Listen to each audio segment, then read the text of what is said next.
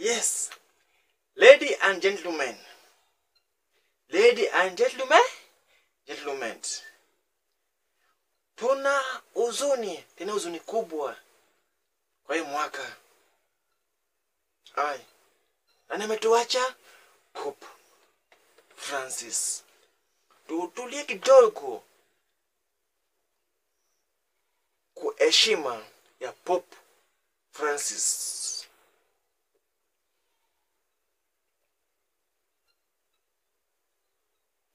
Yes, tumetulia, si ndio? Sasa mtu anasema ati Pope ni wa Katoliki. Hapana. Kwanza kwa hii dunia ni Katoliki. Katoliki. So kanisa ya Katoliki ndio hiyo ni mama yao. So kama Pope amekufa, so ni jukumu wewe mwenyewe upe nini? Heshima. Kuna wengine wananiangalia tu hivi.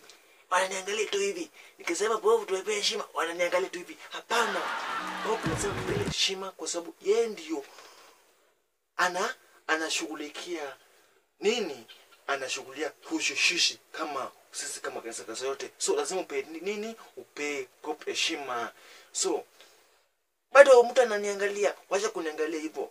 Kanisa la Katoliki ndio kanisa kwanza kwa hii dunia. Sasa hizi zingine zinakuja tu, lakini Pope lazima tupe Pope heshima kwa yale ambayo imetendeka.